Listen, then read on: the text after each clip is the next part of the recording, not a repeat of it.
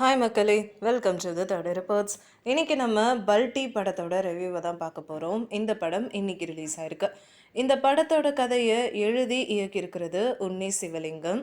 இவர் இயக்குற முதல் படமும் இதுதான். ஷான் நிஹாம், சாந்தனு, பிரீத்தி அஸ்ரானி, அல்ஃபோன்ஸ் புத்ரன், செல்வராகவன் பலர் இந்த படத்தில் நடிச்சிருக்காங்க. ஷான் நிஹாமோட 25வது படம் இது. அதோட இந்த படம் ஒரு ஸ்போர்ட்ஸ் ஆக்ஷன் மூவி. இந்த படத்துக்கு சாயா பேங்கர் தான் மியூசிக் டைரக்டராக ஒர்க் பண்ணியிருக்காரு. இந்த படம் மூலமாக மலையாளத்தில் மியூசிக் ப்ரொடியூசராக அறிமுகமாகிறாரு.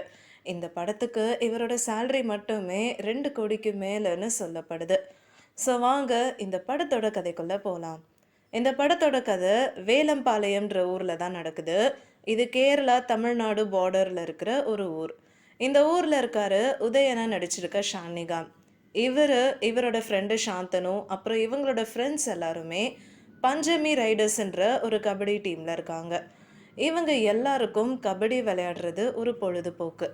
இவங்க ஆட்டத்துக்கு வந்தாலே கண்டிப்பாக ஜெயிப்பாங்க. அப்போ தான் பொற்றாமரைன்ற கபடி டீமை அறிமுகம் பண்ணுறாங்க. இந்த டீமை நடத்துறது செல்வராகவன்.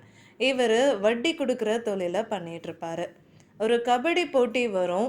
தன்னோட டீம் தான் ஜெயிக்கணுன்றதுக்காக இவர் ஷான் நிகாமோட செட்டை கூப்பிடுறாரு. அதோட பணமும் கொடுப்பேன்னு சொல்கிறாரு. சாந்தனு தான் பஞ்சமி ரைடர்ஸ் டீமோட கேப்டனாக இருப்பார். பணம் தேவைப்படுறதுனால இவங்க எல்லாரும் இந்த டீமுக்கு விளையாட ஒத்துக்கிறாங்க.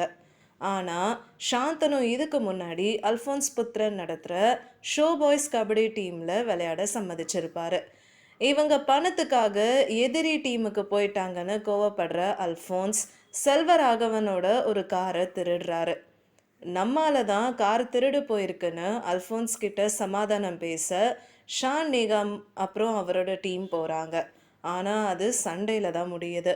ஷானும் அவரோட டீமும் அந்த காரை திரும்ப எடுத்துகிட்டு வந்துடுறாங்க.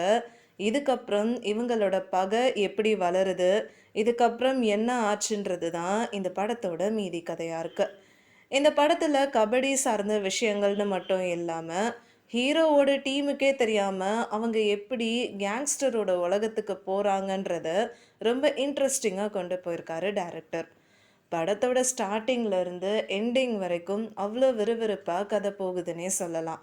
கபடி விளையாடுற சீன்ஸ் எல்லாமே அட்டகாசமாக இருந்தது. படத்தோட ஃபர்ஸ்ட் ஹாஃபில் பார்த்தீங்கன்னா ஒவ்வொரு கேரக்டர்ஸையும் அறிமுகப்படுத்தி அவங்களுக்கு டீட்டெயிலிங் கொடுத்துருக்காங்க. ஹீரோவோட டீம் கபடி விளையாடுறது அப்புறம் சண்டைக்கு போகிறதுன்னு ரொம்ப நார்மலாக தான் போகும். ஆனால் செகண்ட் ஹாஃபில் தான் இந்த படம் சூடு பிடிக்குதுன்னே சொல்லலாம்.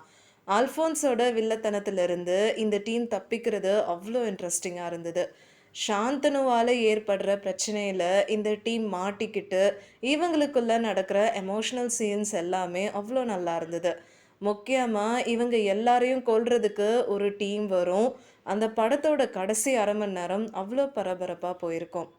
செல்வராகவன் கந்து வெட்டிக்கு காசு கொடுத்து வட்டி திருப்பி தராதவங்களை டார்ச்சர் பண்ணுற ஒரு கொடூரமான கேரக்டராக நடிச்சிருப்பார். அல்ஃபோன்ஸ் புத்ரன் தான் இந்த படத்துக்கு வில்லன். இவர் சோடா பாபுன்ற ஒரு கேங்ஸ்டர் கேரக்டரில் எல்லாரையும் மிரட்டிட்டு போயிருக்காருன்னு தான் சொல்லணும்.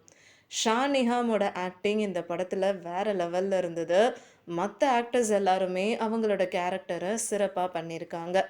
இந்த படத்தில் வர ஆக்ஷன் சீன்ஸுமே சூப்பராக இருந்தது. இந்த சீன்ஸுக்கு வர பிஜிஎம் அவ்வளோ அதிரடியாக இருந்ததுன்னு சொல்லலாம். மொத்தத்தில் ஒரு சூப்பரான ஆக்ஷன் பேக்டு மூவி தான் இந்த படம். ஸோ மறக்காமல் இந்த படத்தை உங்கள் ஃபேமிலி அண்ட் ஃப்ரெண்ட்ஸோடு சேர்ந்து தியேட்டரில் போய் பார்க்குறதுக்கு மிஸ் பண்ணிடாதீங்க. உங்களுக்கு இந்த வீடியோ பிடிச்சிருந்ததுன்னா லைக் பண்ணுங்கள், ஷேர் பண்ணுங்கள், சப்ஸ்கிரைப் பண்ணுங்கள் அண்ட் மறக்காமல் கமெண்ட் பண்ணுங்கள்.